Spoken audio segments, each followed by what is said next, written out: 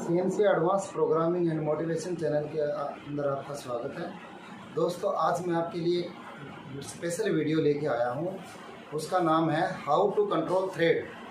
तो कई बार क्या होता है दोस्तों, थ्रेड के अंदर बनाने के बाद में आपको हीट ट्रीटमेंट करना है या प्लेटिंग करनी है या और कोई ऑपरेशन करना उसके अंदर, उस दौरान थ्रेड आपकी टाइट हो जाती है या लूज़ हो जाती है। तो इस प्रॉब्लम को कैसे कंट्रोल करें, इस बारे में आज मैं आपको बताने जा रहा हूँ।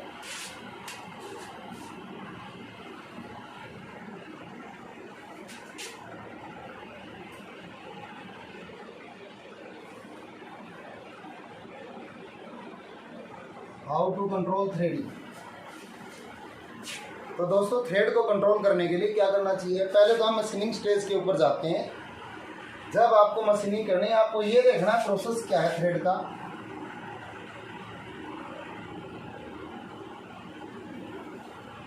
मशीनिंग के बाद आप क्या कर रहे हो,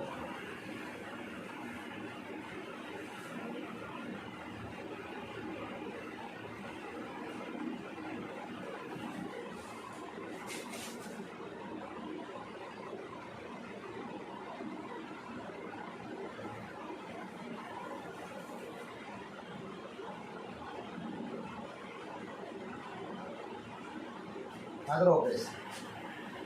तो जब आपकी थ्रेड अंडर साइज या ओवर साइज हो जाती है, आफ्टर नेक्स्ट प्रोसेस आपने मशीनिंग के अंदर जो आपको साइज दिया, सपोज करो M30 × 1.5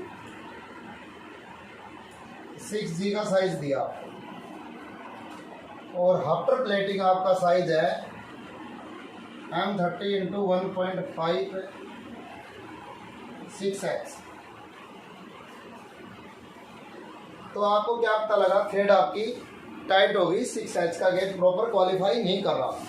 तो उस दौरान आप क्या करोगे, सबसे पहले जब आपकी मशीनिंग स्टेज है, आप ये देख लो मशीनिंग स्टेज के अंदर आपका जो गो गेज है और जो आपका नो गो गेज है, उसको डिफरेंट कर लो। गेज को आप सबसे पहले कर लो, गो गेज है आपका, इसके लिए गो लो आप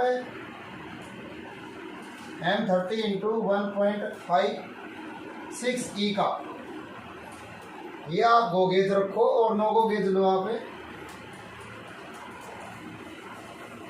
M30 × 1.5 6G का। दोनों डिफरेंट करो। अगर आप M30 × 1.5 6E का गो लोगे और 6G का नो गो लोगे, तो आपकी जो प्रॉब्लम है 100% श्योरिटी के साथ कोई भी पीस आपका अंडर साइज या ओवर साइज नहीं आएगा। क्यों नहीं आएगा अंडर साइज ओवर साइज? क्योंकि गेज को आपने मशीनिंग के अंदर कंट्रोल किया है। साइज को, हर साइज के लिए आपको इस तरह से कंट्रोल करना पड़ेगा, चाहे आपका TPG हो चाहे TRG हो।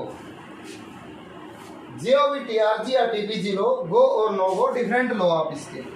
अभी क्या करते हो, 6G की बनानी है तो 6G का ही गो ले लोगे आप, 6G का ही नो गो ले लोगे, तो कंट्रोल करने में दिक्कत आएगी। और कब है, जब आपको हीट ट्रीटमेंट है, हीट ट्रीटमेंट के बाद प्लेटिंग है, उस दौरान आगे के ऑपरेशन होने के बाद अगर आप चेक करोगे, तो अगर इन ऑपरेशनों के बाद में अगर आपका कोई पीस है, थ्रेड हो रही है, थ्रेड को पकड़ के नेक्स्ट ऑपरेशन कर रहे हो, उस दौरान भी आपको एक चीज़ के ऊपर बहुत ज़्यादा फोकस देना पड़ेगा कि आपके पार्ट के अंदर चक का प्रेशर कितना रखा है।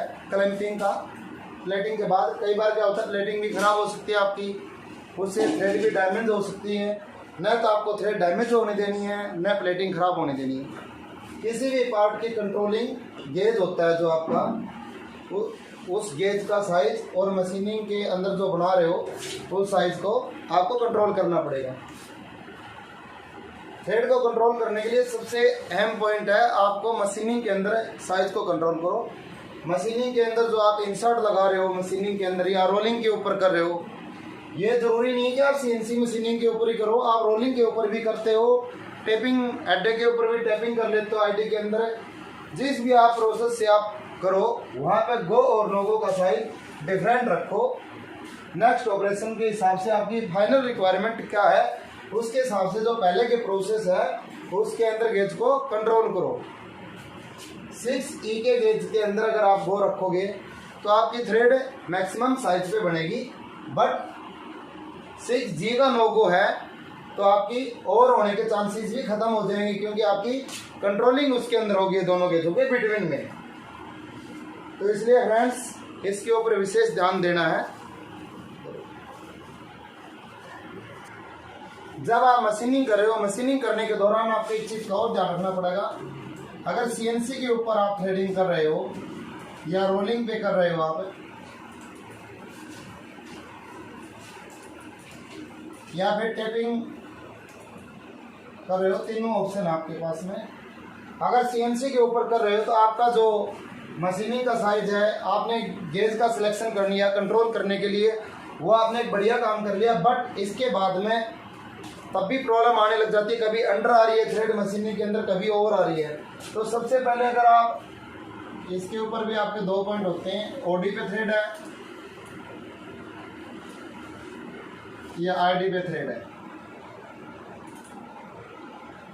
इन दोनों के दौरान अगर इस तरह की दिक्कत आ रही है तो थ्रेडिंग से पहले का जो डायमीटर है TRD, थ्रेडिंग डायमीटर TRD होती है, इसके अंदर आपकी होल्ड आया, टेपिंग से पहले का जो होल्ड आया है और जो थ्रेडिंग से पहले का डायमीटर है वो आपको कंट्रोल करना पड़ेगा साइज के अंदर। ओवर की प्रॉब्लम आ रही है बार बार थ्रेड गेज की, तो आप सबसे पहले उसको देखो कि आपने जो पहले का डायमीटर बनाया है वो आपका कंट्रोल है या नहीं है, उसको भी साइज के अंदर कंट्रोल करना पड़ेगा। दूसरा ID है, ID बना रहे हो तो ID को भी आपको होल डायमीटर कंट्रोल करना पड़ेगा थ्रेडिंग से पहले। ये दोनों डायमीटर कंट्रोल करने के बाद आपका टूल है, ये आपकी थ्रेडिंग की बोरिंग बार है, या थ्रेडिंग का टूल है, थ्रेडिंग की बोरिंग बार है। इसके अंदर जो इंसर्ट लगाई है वो आपकी प्रॉपर है टूल के अंदर या बोरिंग बार के अंदर प्रॉपर से सेट हो रही है या नहीं है। कई बार क्या होता है टेढ़ी हो जाती है इंसर्ट, तब भी प्रॉब्लम आने लग जाती है। जो भी आपकी क्लैंपिंग एसेसरी है, इनकी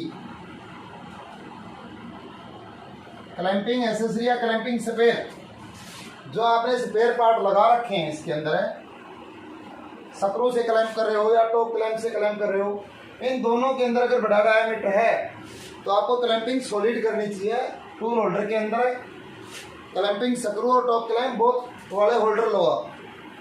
अगर टूल होल्डर लिया है स्क्रू से टाइट करके ऊपर से टॉप क्लैंप की सपोर्ट दो, और थ्रेडिंग का जो भी होल्डर या बोरिंग बार लो ये आप ओरिजिनल लो तो बेटर रहेगा।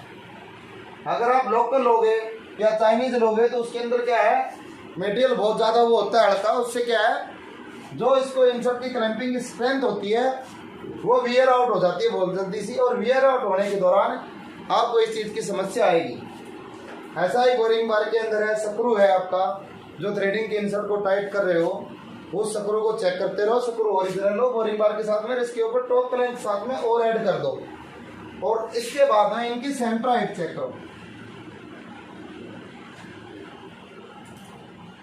सेंटर हाइट बोरिंग बार की हो जी टूल की हो, अगर सेंटर हाइट डिस्टर्ब होगी तो थ्रेडिंग कंट्रोल नहीं होगी आपकी। इन दोनों चीज़ों को मेन महत्व है। ऐसा ही टेपिंग के अंदर है, ऐसा ही रोलिंग के अंदर है। रोलिंग के लिए आप कोई पार्ट दे रहे हो, रोलिंग डाई के ऊपर जा रहा है तो उससे पहले आपने जो रोलिंग से पहले की TRD बनाई है उसको के ऊपर विशेष ध्यान देना पड़ेगा। TRD का साइज है बिल्कुल मीन साइज के अंदर कंट्रोल करो, मिनिमम मैक्सिमम के ऊपर मत जाओ।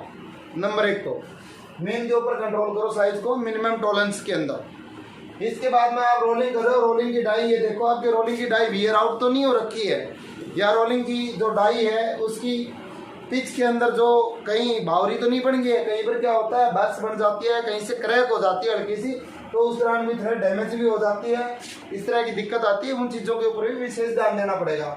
ऐसा है टेपिंग के अंदर आपने जो टेपिंग के लिए होल बना के दिया है या ड्रिल डाई किया या रिमिंग करके किया है, उसकी एक फिनिशिंग देखो, फिनिशिंग कितनी है उसकी टेपिंग से पहले की बोर की, और इसके बाद में वो साइज कितने में कंट्रोल हो रखा है, मिनिमम साइज में कंट्रोल करो। इसके बाद में टेप की क्वालिटी देखो, इसके बाद में ये करो। इससे आपको पहले अपने मशीनिंग प्रोसेस के अंदर कंट्रोल करनी है, मशीनिंग प्रोसेस में कंट्रोल करने के बाद में आप हीट ट्रीटमेंट कर रहे हो, तो हीट ट्रीटमेंट कितनी HRC के अंदर करना है वो चीज़ें भी डिपेंड करती है। कई बार क्या होता है हीट ट्रीटमेंट के अंदर HRC तो हमने सेट कर दी टेम्परेचर तो, पर उस दौरान भी आपकी थ्रेडिंग के अंदर प्रॉब्लम आ सकती है, तो वहाँ के प्रोसेस के अंदर भी चेक करो। इसके बाद में प्लेटिंग कर रहे हो, प्लेटिंग कहीं ज़्यादा चढ़ गई है, प्लेटिंग कहीं कम चढ़ी है, या थ्रेडे ओवर साइज हो गई है, ID की और OD की अंडर साइज हो गई है, उस दौरान क्या होता है, कई बार क्या केमिकल का प्रोसेस होता है प्लेटिंग से पहले, वो केमिकल के प्रोसेस का एक टाइम होता है, अगर वो टाइम प्रॉपर सेट नहीं हुआ तो उस दौरान आपकी थ्रेडिंग का नाश हो जाएगा।